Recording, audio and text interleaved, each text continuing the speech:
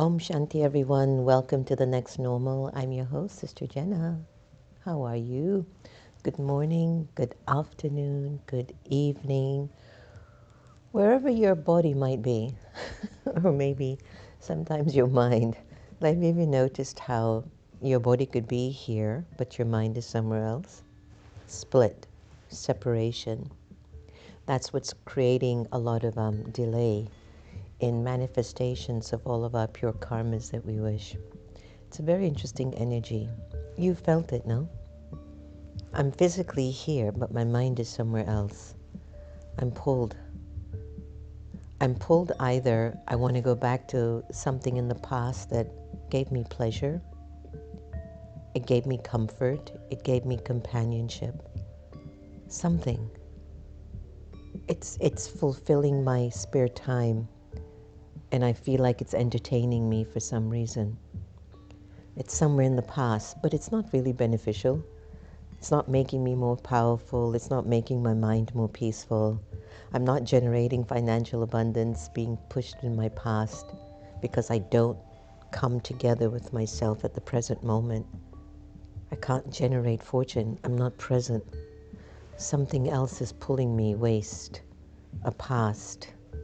That's all from body consciousness. Today's topic on attachment to the body. What's the benefit of being detached from the body?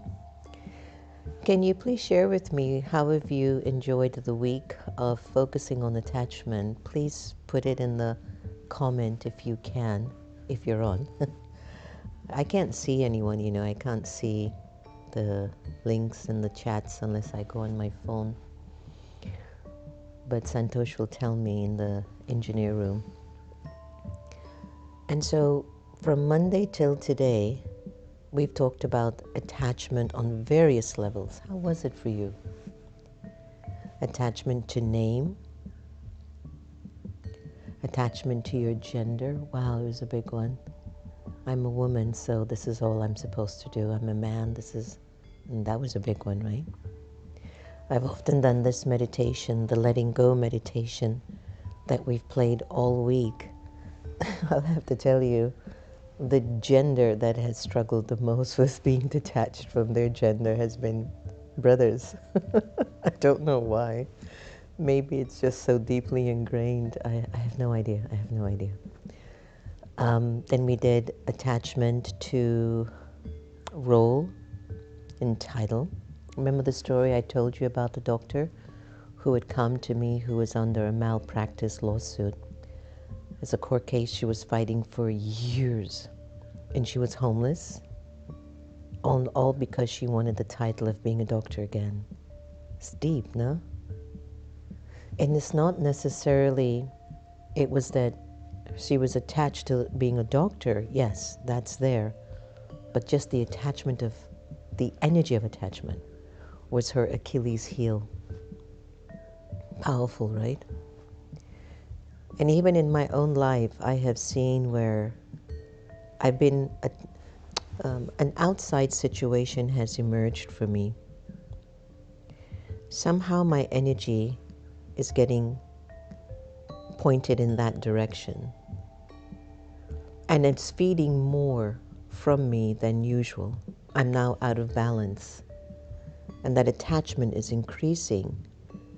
And I'm mentally starting to believe it is this possession, this thing, this center, this person, this service project, that's what I'm attached to. But it's not that. That manifestation of the physical simply is an energetic lure that somehow makes me see the level of attachment that's in me.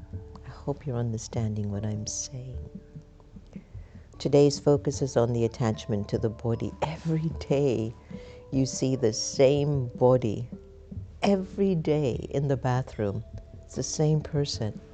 Over a period of time, some things change, no? Some things drop, some things come up. Either your face gets a little chubby, or it gets more skinny, or you feel like, oh, I just need to lose 30 more pounds. Where is this 30 pounds coming from? I just can't seem to lose these 30 pounds. It's just the body. But at a soul level, you're okay. The soul is always going to be okay, but because of the acquired energy of attachment in the soul as a faculty, the body now is so attached to pulling energy from the soul. So, over the week, you have seen how my name pulls energy from the soul, gender, role, title, nationality, language, today, the body. It's pulling energy to exist. It is showing up in the world. Hey, look at me, I'm a woman. My name is Sister Jenna. You know, my nationality is half Jamaican, half Indian. You know, my language is English. You know, I speak good English. Um, all of that is attachment. And because at a conscious and subconscious level, I have believed so much in it, it is pulling energy from the soul. So what does that lead to? Aging. Have you ever noticed how some people age rapidly than others? When you become a Rajogi student, for some weird reason, your aging process slows down. And I am so happy about that. You just have no idea. But because even when I see my friends today, and all of us are up there, you know, we're over 5 decades, we're on six decades of living now. And I look at my friends and I see the wear and tear of life means the attachment to the labels, the roles, the possessions, the situations, the events. It's been pulling from the soul, and guess what? The soul isn't taking power from God. It's like a cell phone. It won't charge itself, it won't recharge itself unless it's plugged in to an outlet for current. Now, at a human level, we do these little quick charges. Have you ever bought those chargers for your smartphone and they charge slow and some chargers just go really fast? I don't know if you've ever had one of those. And I go, but it was charging for like an hour. Why has it just moved to like 5%? And then you put it on certain other, you know, chargers and they're like, in 1 hour, it's almost fully charged. So whenever you're connected to a person, let's say I fall in love with somebody, then I'm pulling whatever current that person has and whatever current I have, and then I'm charged for that moment. But one of the reasons why many relationships don't last very long or stay happy, somewhere along the way we start to look at the defect of the person, and it sits in the heart of the soul. So when you speak to the person, it's not with the benevolence of uplifting them, it's with the expectation to give you something, and that's the criteria of attachment. Attachment is fed from an expectation from the outside in. And so the soul keeps losing energy. So you get older, you get aches in your body, you might pick up a disease here or there, financial situations come and challenge you, relationships fall apart very easily, and sometimes your mind starts to end up being a little more negative than it used to. I know someone that I love a lot, and I've noticed how they're changing. They might be watching and listening to me, but they don't know how much I'm kind of feeling worried and scared about their growth and their well-being. Because in my observation of where they're going, I'm just like, it's not opening up abundance or fortune. And I get concerned that they're just falling, they're getting kind of worse spiritually, like something is being taken from the soul, and there's not that glow. I was sitting with the family and I was sharing with them how I've been through so many stages where my glow is lost. I mean, I look like a prune. And it could be because I'm definitely not paying attention to my spiritual sense of self.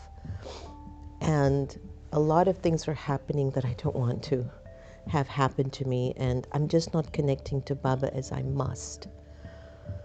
But somewhere inside is the wiring of, look, Jen, you only have this much of a parameter to get that flat. I don't care what you're going through. I don't care if the mountains are falling on you and there's hell and brimstone. You only have this much of a parameter to get bad on yourself. And you have this much of a parameter to be good to yourself. And I've wired that into my soul as a consciousness. See, it's a journey, it's high, it's vertical. The path of spiritual enlightenment, the path of Raja Yoga is a vertical journey.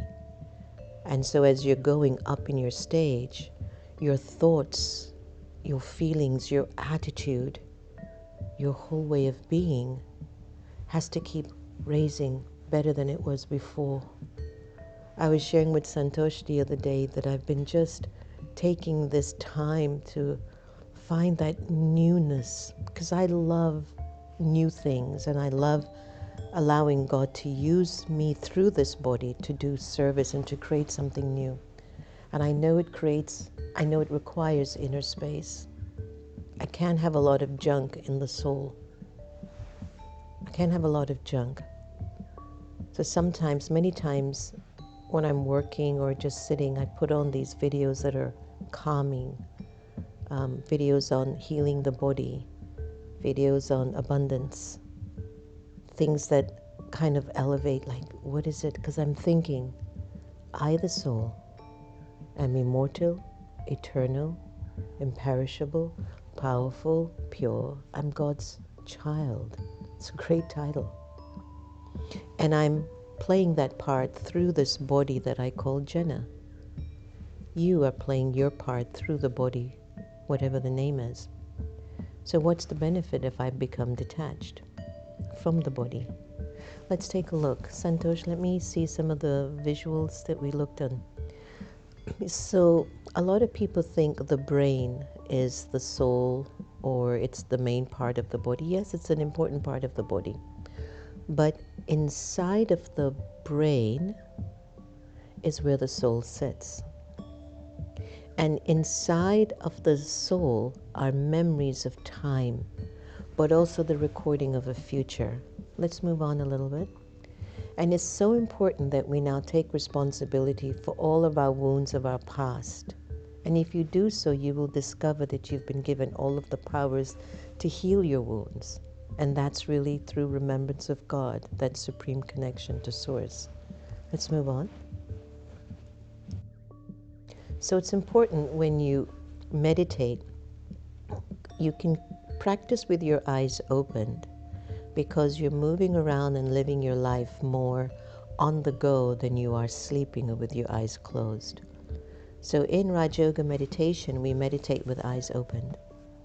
So when your eyes are open, you begin to become aware.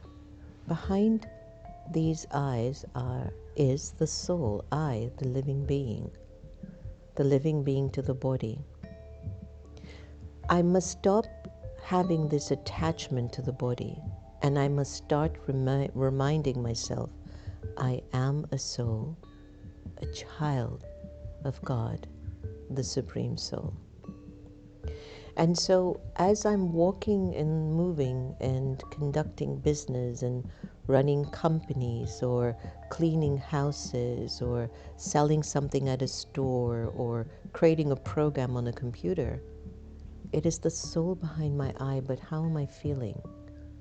What is my energy? What am I recreating or creating in the soul as a memory? What am I doing for my spirit? It's my spirit that's on a journey. When the soul leaves the body, what do the doctors say?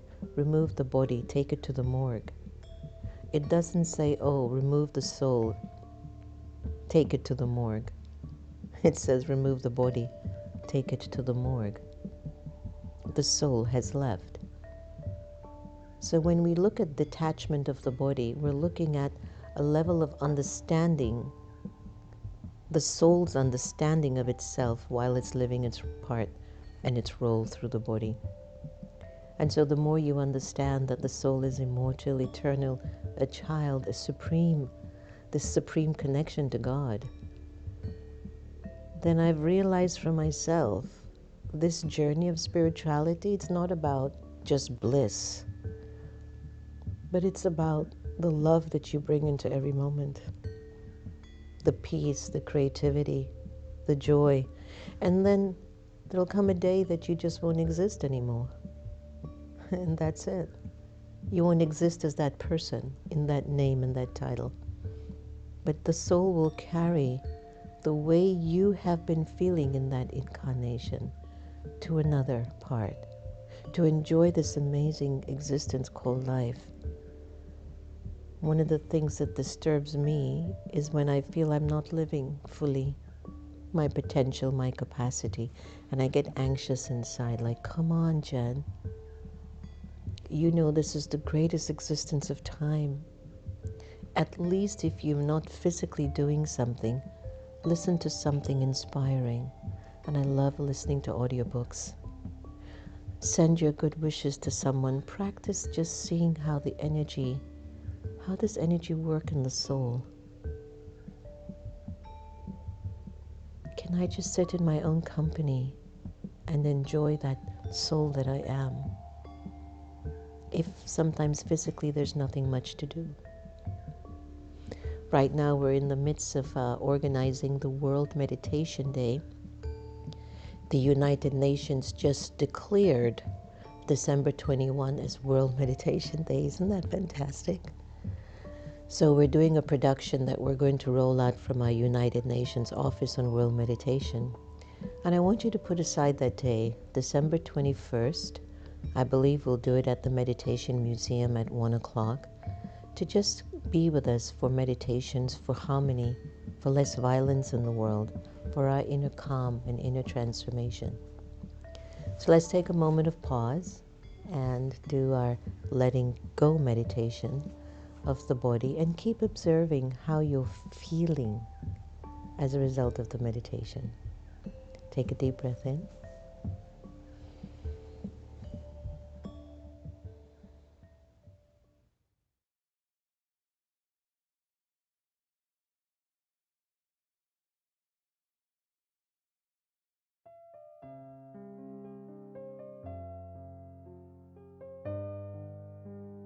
Om Shanti. The time that we choose to be aware doesn't necessarily require me to just sit and meditate. But even while I walk and move around, I can be in a meditative awareness, which is awareness of the soul, the original, eternal, imperishable being of light. For a little while, I'd like to invite you to be present, to be here, and to be now. Allow your mind to settle in the moment, to relax. This meditation is about awareness. It's about becoming aware of your original and eternal self. It's about connecting to your truth, name.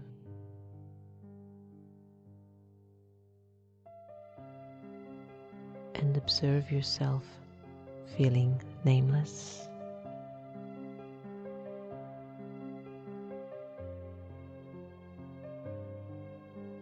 Let go of your gender to discontinue thinking you're a man or a woman.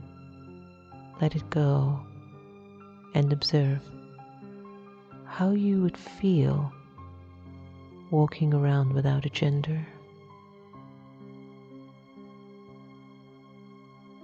Let go of the role that you play and let go of the titles that you own. Observe how you're feeling as you are gradually letting go.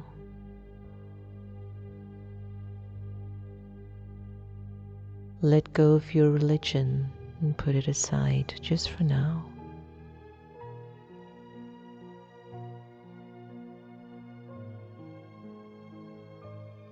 And let go of your nationality and even the language that you're accustomed to.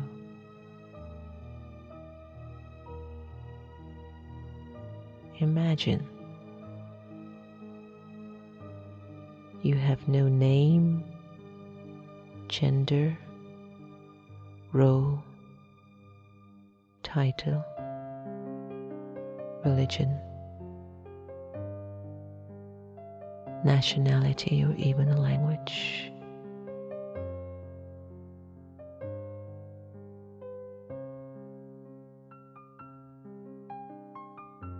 Ask yourself, how do you feel at this moment?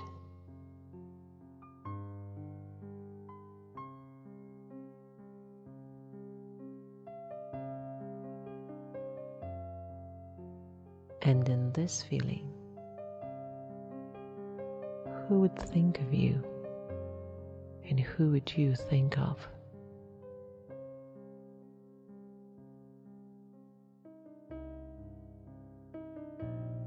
The Supreme Soul would think of you, and you, the liberated soul, would think of the Supreme.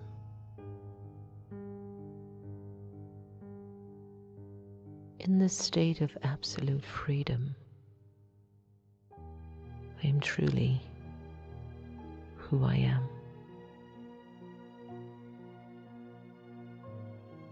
A free, peaceful, pure, immortal, and eternal soul.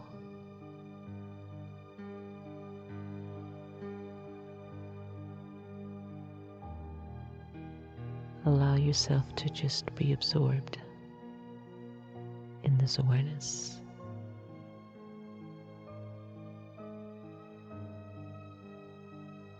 At this time,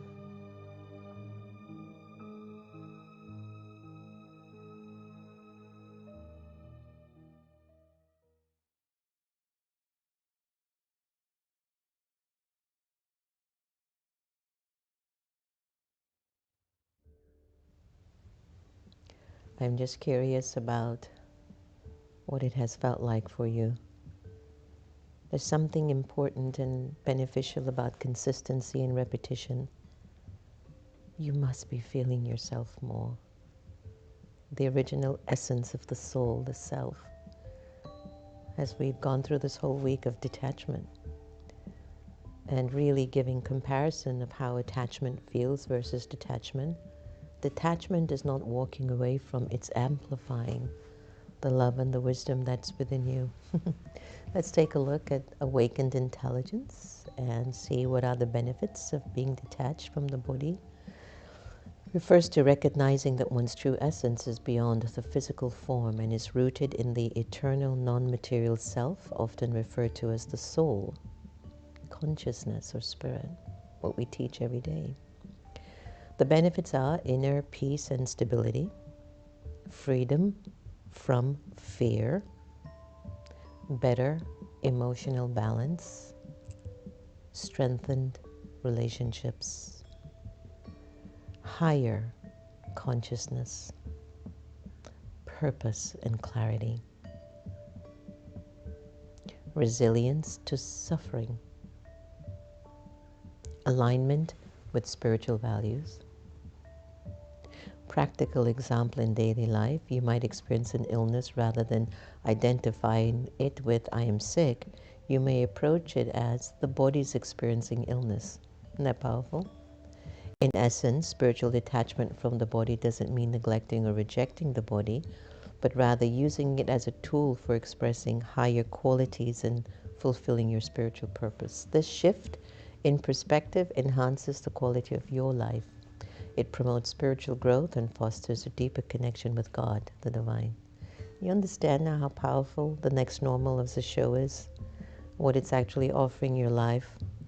You know, it amazes me that if I was doing dancing, twerking, or any of that, there'll be a million people on. When it comes to really empowering yourself, we don't know how to do that. We shy away from it. We don't feel worthy enough. I'm inviting everyone out there. It's time for you to be worthy to uplift your own life. Let's go to the Sister Gita effect and enjoy a little sweetness.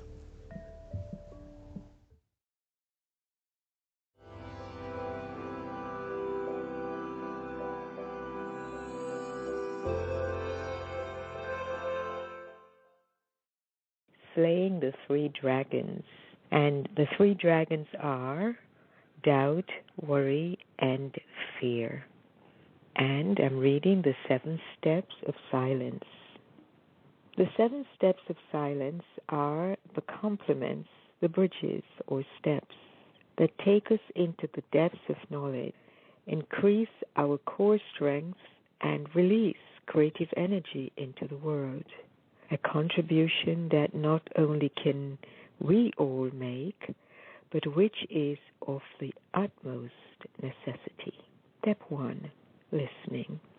People often speak of opening the third eye, but our true step into deepening understanding is to open our third ear. What this means is to tune the self to understand what is really being said. This requires that I create a stillness within by detaching as far as possible from the conditionings of my personality, from myself, and from my way of thinking, so as not to interpret new knowledge according to old patterns. I need to step back from myself in order to listen to myself. Listening is creating that respectful space between myself and the other, which facilitates a real understanding of what the other is trying to say to me. Listening through the third ear creates a link of empathy, an attentive calm and openness that focuses the mind on that reality that can be grasped. Such attentive awareness enables the mind to create concentrated and pure thoughts. As Albert Einstein said, I firmly believe, as the ancients believed, that pure thoughts can grasp reality. What is the reason for going into silence? Why would I want to tune my mind and attitude in listening? As the world becomes more complex and problems become further intertwined, listening is the first step to communicating and harmonizing. We need to harmonize with everyone.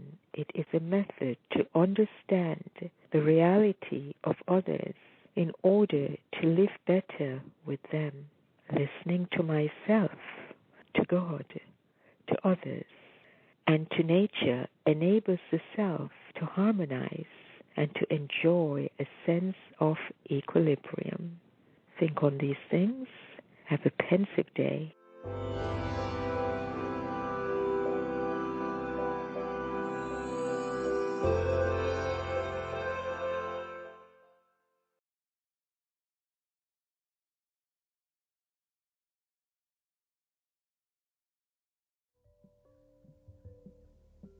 What a precious being, huh? Connects to our conversation. If you're detached, then there'll be harmony with you and everyone else. Really, there would be. I wish everybody would practice that. I wish I would keep practicing that 100%. But I know I will get there. I don't question it. I'm not going to get there. I will get there. And I love the journey that I'm taking. Today's blessing from the one above. May you be an angel who switches on a powerful stage and finishes any darkness of wastage. When you switch on a physical light, darkness is dispelled. In the same way, if you maintain a powerful stage, it is a switch. Put this switch on and the darkness of wastage will be dispelled. Yep, Very true. Hallelujah. All right, everyone, I hope you enjoyed our week of detachment and understanding how attachment plays its part out in our consciousness and subconscious. So when we have this connection to God's light, God's love, that love from God is actually cleaning out the attachment to the external, to the limited, that I'm still finding pleasure from. And the more I'm attached to God's love and God's light, there's an inner pleasure that comes at a soul level, where the soul begins to feel very sentient. It doesn't need to run after a lot of these physical things. The physical things will emerge, the physical things will manifest. But because you are full in spirit, you don't take from it, you actually give to it. You get a new car, you keep taking care of it, the car will last you a long time. That's love. You get a new car, you get attached to it, you stop taking care of it, you abuse it, and the car breaks down, and you just push it aside because it's of no more use to you. You try to find another thing, and you leave it broken. That's the way we treat ourselves. So we have to keep uplifting our energies. It's my assignment to myself too. So good morning and good afternoon and good evening, everyone. Hi, Raghu, Samantha, Sonia, Ant, Travelqua, Rashmi, Tulasi, Dr. K, Lilawati, Anita, Gigi, Indu. Thank you all so much for joining us today. And keep playing back this series. I'm sure you'll find a lot of new things coming out for you.